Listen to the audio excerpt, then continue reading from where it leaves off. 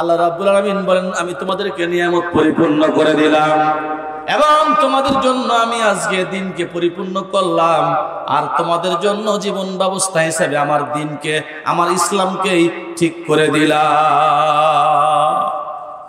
ইসলামকে জীবন ব্যবস্থা মানে ঠিক করলাম। জীবন ব্যবস্থা কি? দিন। দিন মানে যে আইন, দিন মানে যে আপনার রাষ্ট্র ব্যবস্থা, এটা কোরআনে আছে কিনা? দিন মানে রাষ্ট্র ব্যবস্থা, দিন মানে শাসন ব্যবস্থা, এটা কোরআনে আছে কিনা আমি বানিয়ে বললাম।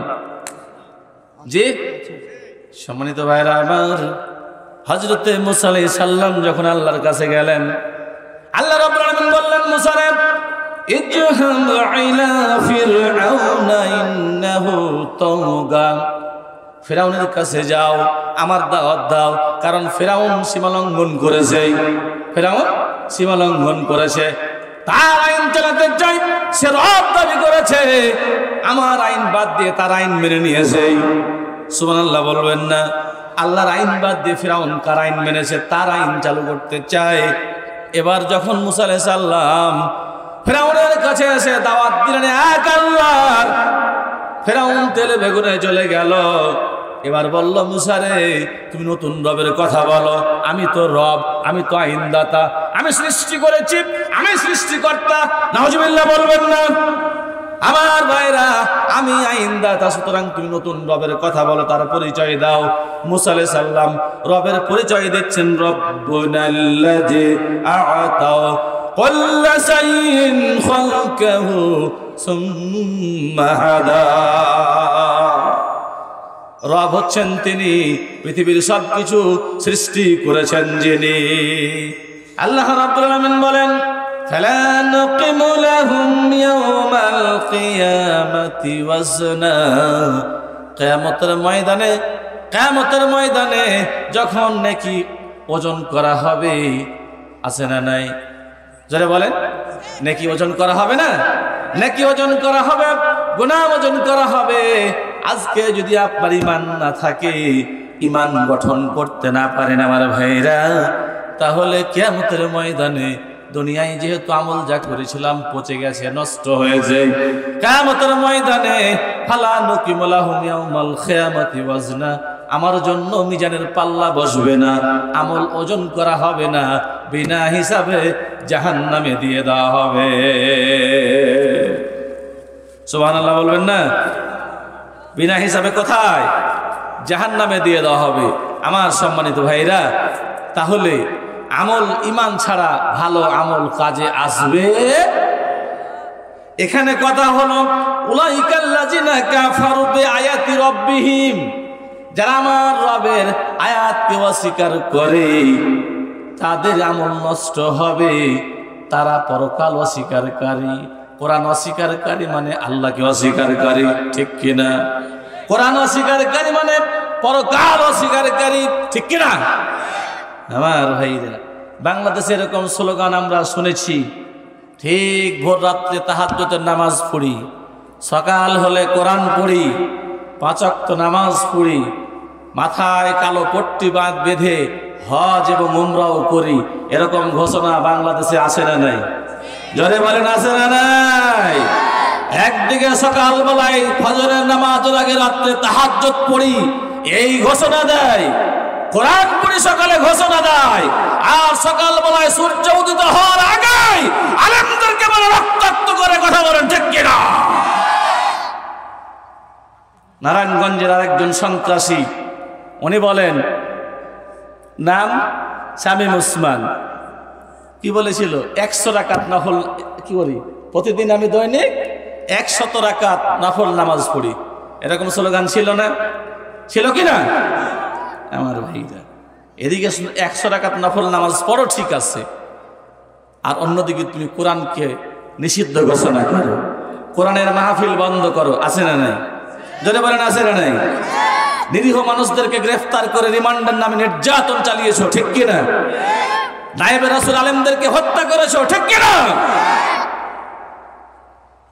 তাহলে একদিকে কোরআন অস্বীকার করছো, কোরআনকে নিষিদ্ধ করছো, অন্যদিকে ঘোষণা দিচ্ছে আমি তাহাজ্জুদের নামাজ পড়ি, যাই নামাজটা খুঁজি। যারা বলেন ঠিক না বেঠি, ঠিক কিনা? গণভবন যখন ছাত্র সমাজ রেড করলো, তখন কি জায়নামাজ পাওয়া গিয়েছিল? কথা বলেন জায়নামাজ ছিল? কিছু খাবার ছিল ভালো মন্দ, আর কিছু আসবাবপত্র ছিল, কিন্তু জায়নামাজ ছিল না। কোরআনও পাওয়া যায়নি। জোরে বলেন ঠিক কিনা? তাহলে কোরআন পড়ি, জায়নামাজে নামাজ পড়ি, জায়নামাজ পেলাম না, কোরআন পেলাম না, প্রমাণিত হয়েছে তুমি জাতীয় মিথ্যাবাদী। কথা বলেন ঠিক কিনা? সম্মানিত ভাইরা আমার, তাহলে কোরআন অস্বীকারী তার আমল নষ্ট হয়ে যায়, তার জন্য মিজানের পাল্লা বসবে। এটা গেল তাদের কথা। আমরা কি করলাম? ঠিক কিনা ভাইরা আমার? আমি মাওলানা মুবারক হোসেন এই কাতারে পড়ি নাকি দেখার দরকার আছে না নাই? জোরে বলেন। আপনারা না, আমার কথা বলছি, আমি পড়ে যাই নাকি? ভাইরা আমার, আল্লাহ রাব্বুল আলামিন বলেন আল্লাহুল খালক ওয়াল আমর, আল্লাহুল খালক ওয়াল আমর, সৃষ্টি যার আইন চলবে তার। ঠিক কিনা? সৃষ্টি যার আইন চলবে তার। বলেন তো, এই জমিনটা কে সৃষ্টি করেছেন? আসমান জমিন কুল কায়নাত, পাহাড় পর্বত, গ্রহ নক্ষত্র, ভূপগ্রহ কে সৃষ্টি করেছেন? আমাদেরকে কে সৃষ্টি করলেন? ভাইরা আমার, বাংলাদেশ 53-54 বছর হলো স্বাধীন হয়। এখানে 95% মুসলমানের দেশ। দুঃখজনক হলেও সত্য, আল্লাহ রাব্বুল আলামিন আপনাকে চিন্তা করেন। এই চিন্তাটা আপনার বিবেকের কাছে দিয়ে গেলাম। যেখানে 96% মুসলমানের দেশ, এই দেশে সব হয়েছে, কোনোটা আমরা দেখতে বাকি নাই, কিন্তু শুধুমাত্র কেবলমাত্র আল্লাহর কোরআনের আইন আমরা জীবনেও দেখতে পেলাম না। কথা বলেন ঠিক কিনা? জোরে বলেন ঠিক কিনা? রাগ করলেন? কষ্ট হচ্ছে? সব দেখলাম, এমন কোন জিনিস না যা দেখলাম না বাংলাদেশে। কথা বলেন ঠিক কিনা? দেখতে দেখতে দেখতে দেখতে দাড়ি চুল পেকে গেল। সর্বশেষ 2024 সালে এসে আয়না ঘর শুদ্ধ দেখলাম। ঠিক কিনা? ঠিক কিনা? এটাও দেখলাম 1000 বছর আগে শুনেছিলাম ইতিহাসের পাতায়, দেখতাম ইতিহাসের পাতায়, আবু জেহেল, আবু লাহাব দারুন নাদওয়ার বৈঠকে অবৈধ ট্রাইব্যুনাল ঘোষণা করে আল্লাহ রাসূলকে নিষিদ্ধ ঘোষণা করেছিল। আছে না নাই? জোরে বলেন আছে না নাই? ঠিক 2024 সালে দেখলাম যারা আলেম, যারা কোরআন পড়ে, কোরআন ব্যাখ্যা করে, তাফসীর করে, কোরআনের বিবৃতি দেয়, কোরআনের পক্ষে কাজ করে, এসে 1500 বছর পরে এসে এটাও দেখলাম তাদেরকেও নির্লজ্জভাবে নিষিদ্ধ ঘোষণা করা হয়েছে। ঠিক কিনা? আল্লাহ আছে না নাই? যদি বলেন আছে না নাই? আল্লাহ ছাড় দেয়, ছেড়ে দেন। দুনিয়ার মানুষ যা চায় সেটা হয় না, আল্লাহ যেটা চায় সেটা হয়। আল্লাহ যেটা চায় সেটা হয়। পৃথিবী শাসন করেছিলেন নমরুদ। উনি চেয়েছিলেন ইব্রাহিম, জাতির পিতা সাইয়েদনা ইব্রাহিম আলাইহিস সালাম পৃথিবীতে আসবে না। এটা কার চাওয়া ছিল? নমরুদের। আল্লাহ বলছে, বেটা নমরুদ তিনি আসবেন। ওয়ালাউ তাশাউনা ইল্লা আইয়াসা আল্লাহ রাব্বুল আলামিন। আল্লাহ যেটা চাই সেটা হয়। নমরুদ, আমার দোস্ত ইব্রাহিম খলিলুল্লাহ পৃথিবীতে আসবে, শুধু আসবেই না, আমি আল্লাহ রাব্বুল আলামিন তোর ঘরে তারে পালবো। সুবহানাল্লাহ। তাই হয়েছে না? তাই হয়েছে। সম্মানিত উপস্থিতি, আল্লাহ রাব্বুল আলামিন আছেন, ইনফিনিট পাওয়ার, সীমাহীন শক্তির মালিক। তাহলে আমার ভাইরা, সৃষ্টি যার আইন চলবে তার। এ বাংলাদেশ সৃষ্টিকার? যারা বলেন কার? আল্লাহর। এটা কার কথা? আমার না কোরআনের? আমার না কোরআনের? এ পর্যন্ত বাংলাদেশে আল্লাহর আইন কি চলেছে? যারা বলেন চলেছে? আমি কি আল্লাহর আইনের পক্ষে কাজ করতে পেরেছি? আল্লাযিনা কাফারু বিআয়াতিহিম, যারা আমার আয়াতকে অস্বীকার করবে। এখন পর্যন্ত আমি মাওলানা, এখন পর্যন্ত আমি হাজী সাহেব, এখন পর্যন্ত আমি সুপার, এখন পর্যন্ত আমি ব্যারিস্টার, এখন আমি ইঞ্জিনিয়ার, আমি সভাপতি, আমি কৃষক, আমি চাষি, আমি নামাজি, আমি ইমানদার নিজেকে দাবি করি। কিন্তু আল্লাহর আইন দিয়ে সমাজ চলবে, আল্লাহর আইন দিয়ে দেশ চলবে। মসজিদে গিয়ে আল্লাহর আইন মানলাম, 5 ওয়াক্ত সালাতের ভিতরে 1 ঘন্টা আল্লাহর গোলামি করলাম, বাকি 23 ঘন্টা মানুষের গোলামি করলাম। কথা বলেন ঠিক কিনা? তাহলে বাকি 23 ঘন্টা 1 ঘন্টা আল্লাহর গোলাম, বাকি 23 ঘন্টা যদি মানুষের গোলামি করি আমার ভাইরা, তাহলে আমি কি পড়ে যাই না? ফাহাবাতাত আমালুহুম ওয়াল্লাযিনা কাফারু বিআয়াতিহিম, আল্লাহর আয়াতকে অস্বীকারী হয়ে যায় না? কথা বলে হয় কি না? এবার চিন্তা লাগান, আমার কি ঈমান আছে? বিবেচনার বিষয়, ভাবনা দিয়ে গেলাম, সংক্ষেপে বলে যায় আমার ভাইরা, এটা যদি হয় তাহলে ফাহাবাতাত আমালুহুম। ও মাওলানা মুবারক হোসেন, এটা যদি তোমার চরিত্র হয় তাহলে তুমি লিখে নাও তোমার আমলগুলো নষ্ট হয়ে গেছে। সুবহানাল্লাহ বলবেন না? আরো যারা সুবহানাল্লাহ। কষ্ট হচ্ছে আপনাদের? বিষয় কি চেঞ্জ করব? চলবে? এরপরে ঈমান ছাড়া আমল যদি আপনি করেন তাহলে মরুচিকার মতো মনে হবে, মরুচিকার পানির মতো, মধুর মরুচিকার পানির মতো মনে হবে। আমার আল্লাহ রাব্বুল আলামিন বলেন, ওয়াল্লাযীনা কাফারু আ'মালুহুম কাসারাবিন বিকিয়াতি ইয়াহসাবুহু জামানুন মা'a হাত্তা ইযা জাআহু লাম ইয়াজিদু শাইআ। আমার ভাইরা, বিশাল ফাঁকা মাঠ, চৈত্র মাসের খরা, ধুধু খরা, অনেক লম্বা মাঠ, ফাঁকা জায়গা, খুব দূরে পানির মতো কেন ঝিলমিল ঝিলমিল করে, ঠিক কিনা? এরকম আছে না নাই? এরকম মনে হয় না? ওই দূরে দেখা যায় ফাঁকা, কি যেন চিলমিল চিলমিল করছে, যেমন পানির উপরে রোদ পড়লে যেমন ঝিলমিল ঝিলমিল করে, এরকম দৃশ্য ফাঁকা জায়গায় দেখা যায় না? দেখা যায় কি না? দেখা যায়। আল্লাহ কোরআনে কোট করেছে সূরা নূরের ভিতরে, ঈমান ছাড়া যদি আপনি আমল করেন, আল্লাহ বলছেন মরুভূমির ভিতরে, ধুধু মরুভূমির ভিতরে যেমন চিকচিক করে পানির মতো দেখা যায়, মরিচিকা দেখা যায়, ঠিক যারা পিপাসায় কাতর, পিপাসায় অতিষ্ঠ হয়েছে, পানির প্রয়োজন, ঠিক দৌড় মারবো ওই জায়গায়। কথা বলেন ঠিক কিনা?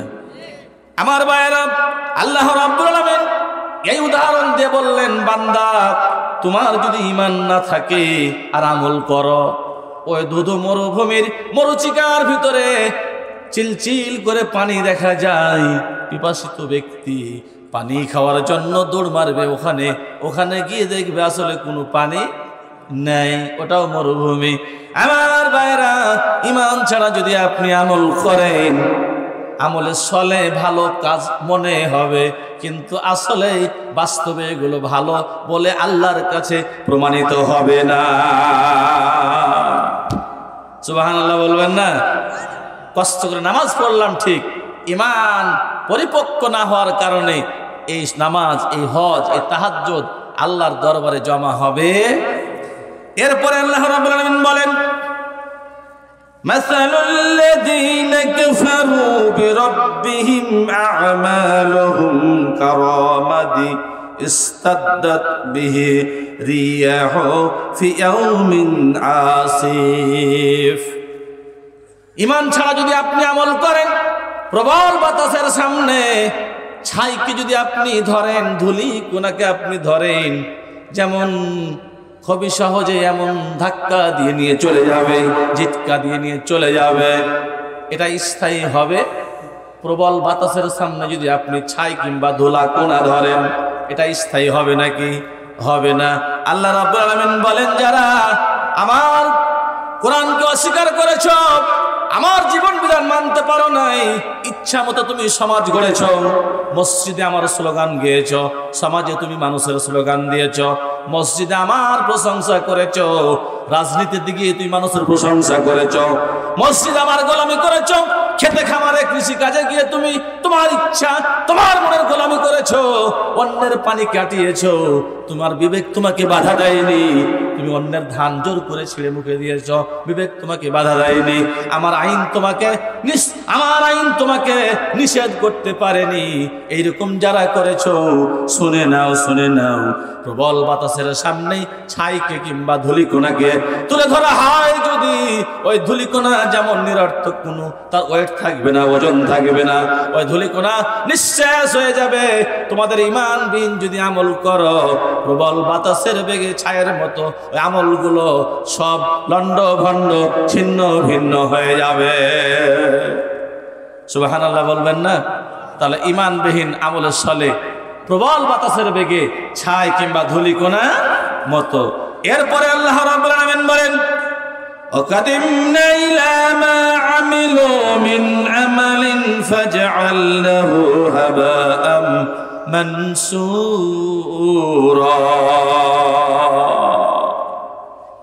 ভাইরা আমার, ঈমান ছাড়া ভালো আমল, ঈমান ছাড়া ভালো আমল বাতাসে উঠতে থাকা ধূলিকণার মতো। একই উদাহরণ আল্লাহ দিয়েছেন, বাতাসে উঠতে থাকা ধূলিকণার মতো, যার কোনো স্থায়িত্ব নাই, যার কোনো ওজন নাই।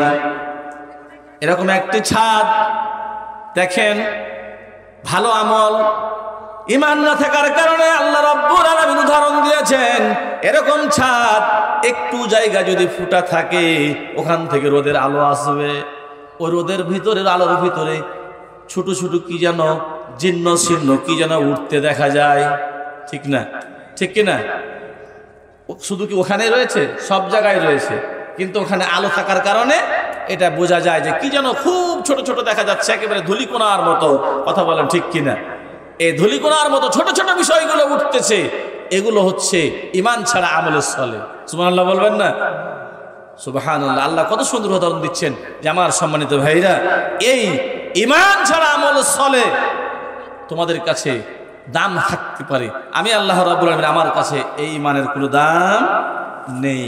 সম্মানিত ভাইরা আমার, তাহলে প্রশ্নটা হচ্ছে যে হুজুর, আলোচনা শুনলাম, ভাবলাম যে ঈমান ছাড়া আমলের ছলে যদি এই হয়, তাহলে আসলে ঈমানটা কি জিনিস, ঈমান কিভাবে আনতে হবে, প্রকৃত ঈমানদার কারা, এটা আলোচনা করার দরকার আছে না নাই? জি, আমাদের মাঝে আমাদের সম্মানিত বিশেষ মেহমান আজকের মাহফিলের আমার শ্রদ্ধেয় মামা জনাব শফিকুল ইসলাম সাহেব, আপনাদের অত্র ইউনিয়নের সম্মানিত চেয়ারম্যান মহোদয়, উনি আমাদের মাঝে এসে উপস্থিত হয়েছেন।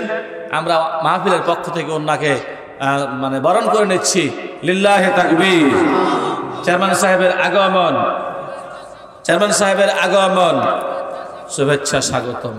জি, সম্মানিত উপস্থিতি, আমার সম্মানিত ভাইরা, তাহলে আমরা বুঝলাম যে আসলে ঈমান ছাড়া আমলের ছলে কোনো কাজে আসবে না, আল্লাহর কাছে নিরর্থক, এটা অহেতুক, এটা কোনো আল্লাহর কাছে 4 পয়সা দাম নেই।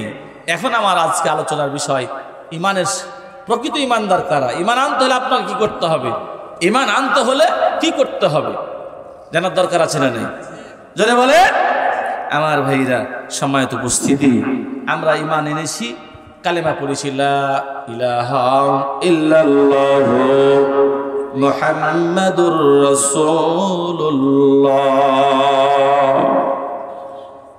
আল্লাহ রাব্বুল আলামিন বলেন, বান্দা, ঈমান আনার পূর্ব শর্ত হলো,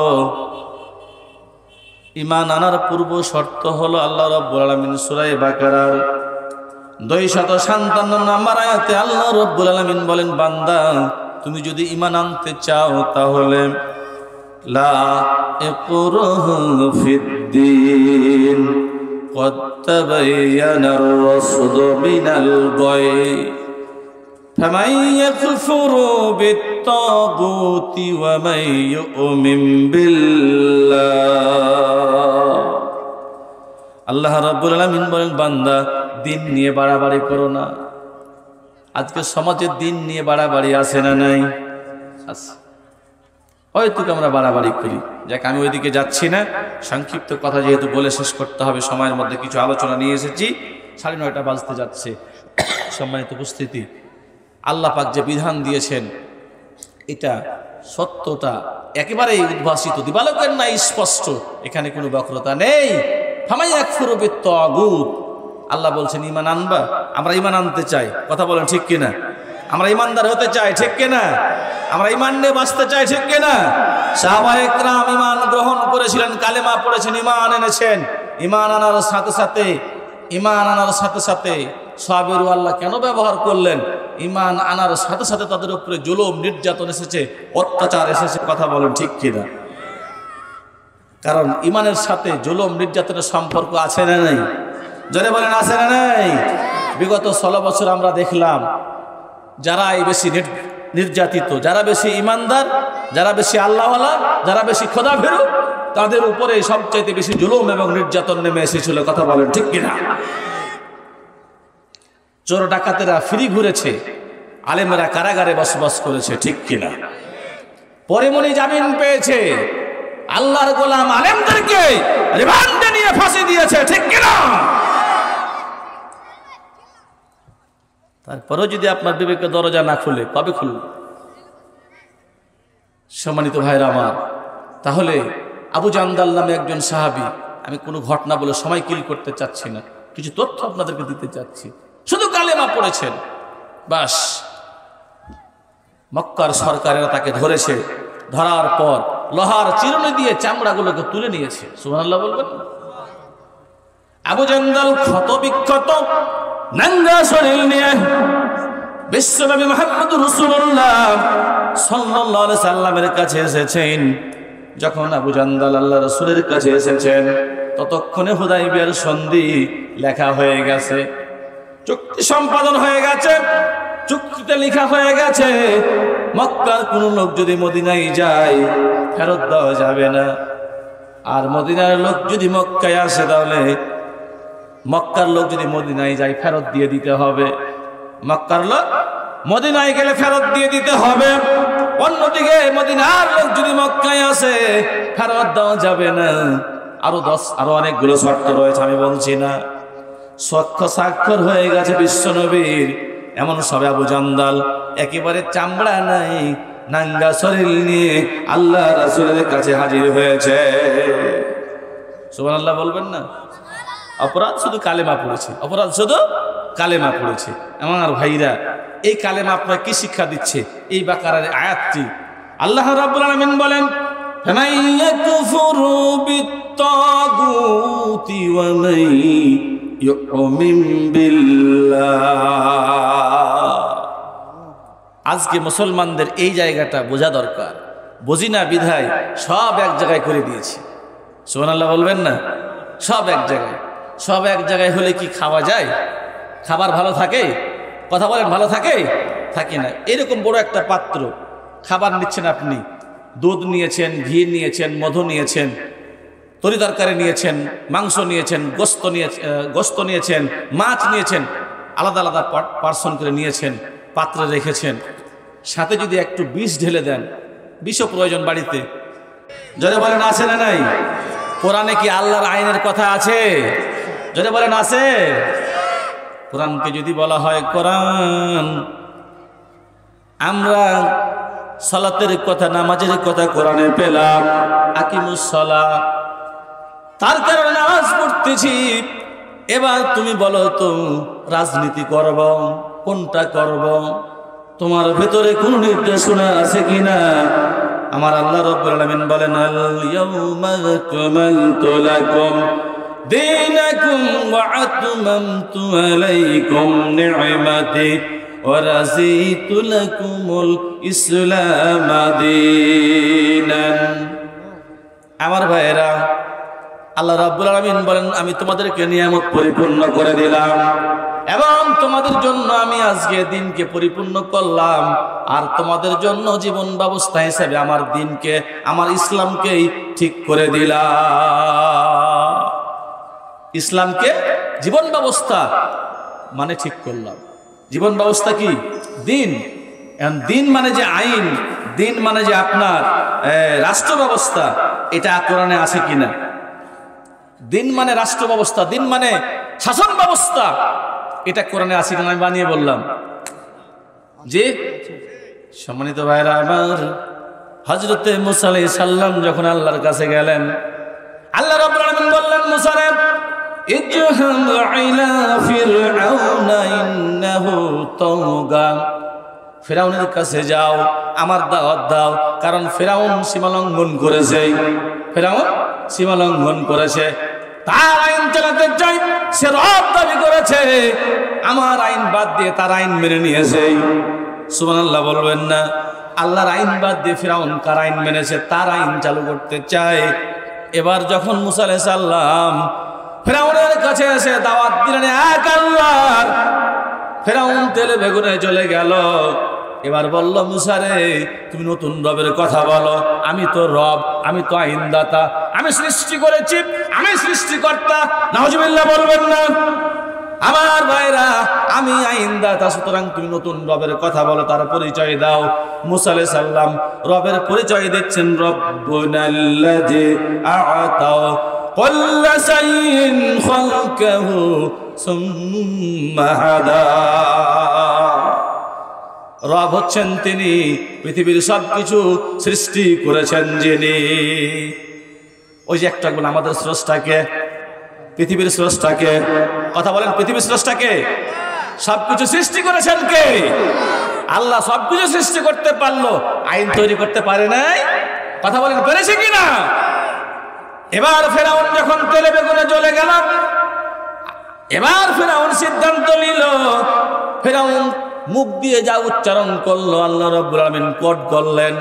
কারণ দুনিয়াবাসীকে হেদায়েতের জন্য বিধান এবং রাস্তা আল্লাহ রাব্বুল আলামিনের বলে দেওয়ার দায়িত্ব। কথা বলেন ঠিক কিনা? আল্লাহ পাক বলেন, ওয়াকালা ফিরআউন যারুনি আকতুল মূসা। ফেরাউন বলল, ছাড়ো আমাকে, ওকে যেন কে ধরে আছে। তার মানে কেউ যদি অতিরিক্ত রেগে যায়, কাউকে ধরবে সামনে, ধরো, হটো, ছাড়ো আমাকে, দেখি আমি তাকে শেষ করব, ঠিক কিনা? এবার ফেরাউন বলছে, ছাড়ো আমাকে, জারুনি আকতুল মূসা, আমি মূসাকে হত্যা করব। অপরাধ? অপরাধ কি? সম্মানিত উপস্থিতি, অপরাধ কি? অপরাধ হলো ওয়ায়াদউ রাব্বাহু। দেখেন, মূসার অপরাধ হলো আল্লাহর দিকে ডাকে। এক নম্বর অপরাধ কার দিকে ডাকে? আল্লাহর দিকে ডাকে। আজও দেখেন আমাদের দেশে আল্লাহর দিকে ডাকার অপরাধে কিছু মানুষের সর্বোচ্চ শাস্তি হয়েছে, ঠিক কিনা? ঠিক কিনা? ঠিক কিনা আমার ভাইরা? মূসার অপরাধ ফেরাউন চিহ্নিত করছে, ইয়াদউ রাব্বাহু, আল্লাহর দিকে ডাকে। এমনি দেখেন ফেরাউনের ভয়, ইন্নী আখাফু আইয়ুবাদদিলা দীনাকুম, আমার ভয় হচ্ছে মূসা আলাইহিস সালাম, আল্লাহর পয়গম্বর মূসা, আইয়ুবাদদিলা দীনাকুম, আমার রাষ্ট্র ব্যবস্থা সে পরিবর্তন করে দেবে। তাহলে দিন মানে রাষ্ট্র ব্যবস্থা, দিন মানে কি? রাষ্ট্র ব্যবস্থা। কোরআনে রাষ্ট্র ব্যবস্থার কথা আছে না নাই? আছে। আমার ভাইরা, তাগুত হচ্ছে ওই শক্তি যে আল্লাহর আইন বাদ দিয়ে মানব রচিত আইন মানে, তৈরি করা আইন মানে। এই মনটা আপনার তাগুত হয়ে যেতে পারে। ফজরের সালাতের আজান হয়েছে, আপনি শুয়ে রয়েছেন, মন বলছে ঘুম থেকে জাগা যাবে না, কারণ ল্যাপটা গরম আছে। বুঝতে হবে মনটা আপনার তাগুত হয়ে গেছে। নাউজুবিল্লাহ বলবেন না? ওই তাগুতের সাথে জিহাদ করে, যুদ্ধ করে আপনাকে উঠতে হবে ফজরের জামাতের জন্য, ঠিক কিনা আমার ভাইরা? তাহলে যে মন, যে ব্যক্তি, যে সমাজ, যে আইন, যে সংবিধান, যে জীবন ব্যবস্থা, যে মতবাদ আল্লাহর আইন বাদ দিয়ে মানুষের আইনের কথা বলে, সেটাই তাগুত। আমাদের সমাজে তাগুত আছে না নাই? আমার ভাইরা, কালেমার বীজ যদি আপনাকে বপন করতে হয়, তাহলে এই তাগুতি শক্তিকে লাঠি মেরে বর্জন করে, এই বক্ষকে পরিষ্কার করে, ব্রেন এবং মেধাকে পরিষ্কার করে, তারপরে কালেমার বীজ ধারণ করতে হবে। কথা বলো ঠিক কিনা? আমাদের সমস্যা হলো, এ ব্রেনে মানব রচিত আইন আছে, কালেমা দিয়ে ফেলছি। এ ব্রেনে মানব রচিত আইন আছে, কোরআন দিয়ে দিয়েছি। এই পক্ষে মানব রচিত আইনকে বিশ্বাস করি যেহেনে, এবং সেটা চিন্তা ফিকির করি, আর নামাজও পড়ি, হজও করি, আমি মুফাসসির, ওয়াজও করি। কথা বলেন ঠিক কিনা? এখন এই পক্ষে মানব রচিত আইন থাকার কারণে তাহাজ্জুদ, হজ, নামাজ, রোজা, আজকের এই মাহফিল, আজকের এই তাফসীর, আমি মুফাসসির যা দিয়েছি সব নষ্ট করে দিয়েছে তাগুতি শক্তির ওই চিন্তা এবং মন্ত্রতন্ত্র। কথা বলেন ঠিক কিনা? ওই যে আমি বলেছি ইমান ছাড়া আমল, আল্লাহ রাব্বুল আলামিন বলছেন যে ফাহাবাতাত আমালুহুম, তোমার আমলগুলো পচিয়ে দিয়েছেন, নষ্ট করে দিয়েছেন কে? যারা বলেন কে? কষ্ট হচ্ছে আপনাদের? রাগ করছেন? আমি কিন্তু কোরআন থেকে বলছি সম্মানিত ভাইরা আমার। তাহলে ঈমান আনার পূর্ব শর্ত হচ্ছে আমাদেরকে কি করতে হবে? ঈমানের যে বীজ বপন করবেন সে বীজটা তাগুত মুক্ত হতে হবে। কথা বলেন ঠিক কিনা? যারা বলেন ঠিক কিনা? আমরা কি আজকের এই মাহফিল থেকে সিদ্ধান্ত নিতে পারবো যে আমরা যে ঈমান আনবো, যে ঈমান এনেছি বা আনছি, যে ঈমান আমাদের রয়েছে, আজকে থেকে অন্তত আমার এই ঈমানকে তাগুত মুক্ত করব? পারবেন? যারা বলেন পারবেন? সম্মানিত ভাইরা আমার, খুব মারাত্মক কথা। আল্লাহ রাব্বুল আলামিন মুমিনদের পরিচয় দিচ্ছেন, আল্লাযীনা আমানু ইউকাতিলুনা ফি সাবিলিল্লাহ। তারা ঈমানদার যারা আল্লাহর জমিনে আল্লাহর আইনের লড়াই করে, আল্লাহর আইনের কথা বলে, আল্লাহর আইনের চিন্তা করে, আল্লাহর আইনের ফিকির করে, এরা মুমিন। কার কথা? যারা বলেন কার কথা? এরা ঈমানদার। ওয়াল্লাযীনা কাফারু ইউকাতিলুনা ফি সাবিলিত তাগুত।